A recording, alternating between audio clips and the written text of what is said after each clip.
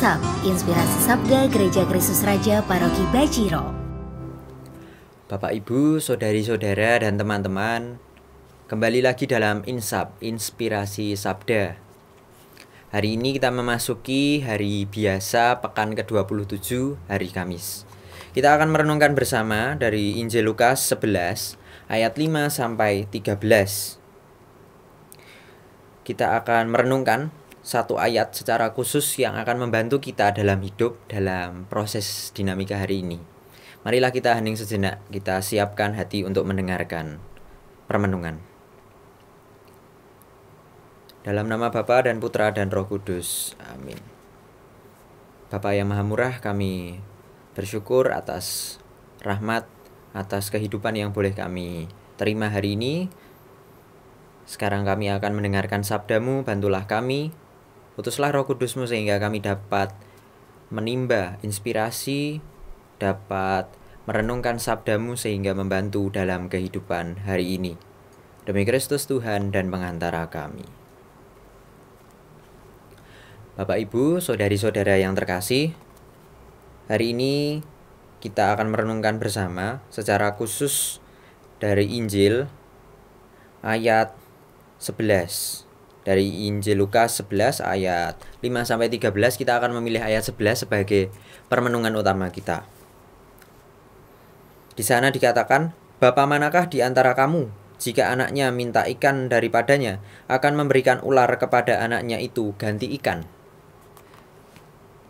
Di sini diungkapkan bahwa permintaan atau kemauan seseorang untuk meminta, kemauan seseorang untuk datang kepada Allah, untuk datang kepada seseorang atau orang lain, meminta pertolongan, itu pasti akan dibalas dengan pertolongan.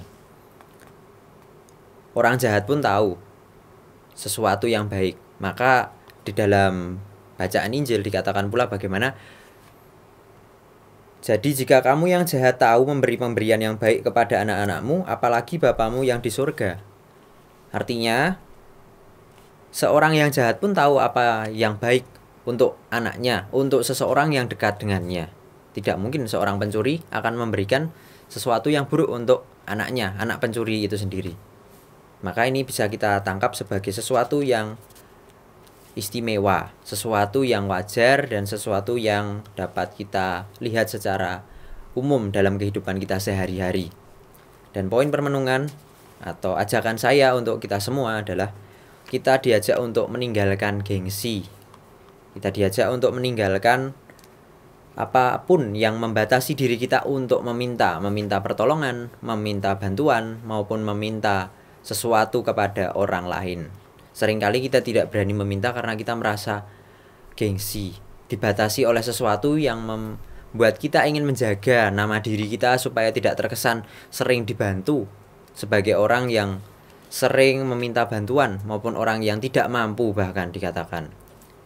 Seringkali kita tidak menginginkan hal-hal itu, label-label tertentu atau cap-cap tertentu, sehingga membatasi atau menghalangi kita untuk meminta sesuatu dari orang lain. Maka dari itu kita diajak melalui bacaan hari ini untuk meninggalkan gengsi, meninggalkan sesuatu yang membatasi diri kita untuk meminta bantuan maupun pertolongan. Sebagai seorang manusia, sebagai orang yang hidup, terutama sebagai orang beriman, kita percaya bahwa tolong-menolong adalah jalan yang baik. Bukan berarti kita meminta terus, tetapi kita lihat pertolongan atau bantuan seperti apa yang pantas, yang cocok untuk kita minta kepada orang lain. Oleh karena itu, marilah kita wujudkan itu dalam kehidupan kita sehari-hari. Kita dapat meminta sesuatu, meminta pertolongan, meminta bantuan, maupun meminta sesuatu kepada orang lain sehingga nantinya akan membantu kita dalam kehidupan sehari-hari.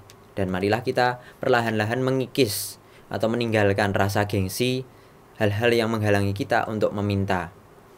Meskipun memang perlu dipertimbangkan, perlu kita pikirkan kembali ketika akan meminta, tetapi mari kita hilangkan rasa perasaan ini perlahan. Semoga renungan hari ini membantu kita untuk melakukannya. Kemuliaan kepada Bapa dan Putra dan Roh Kudus, seperti pada permulaan, sekarang, selalu, dan sepanjang segala abad. Amin. Dalam nama Bapa dan Putra dan Roh Kudus. Amin.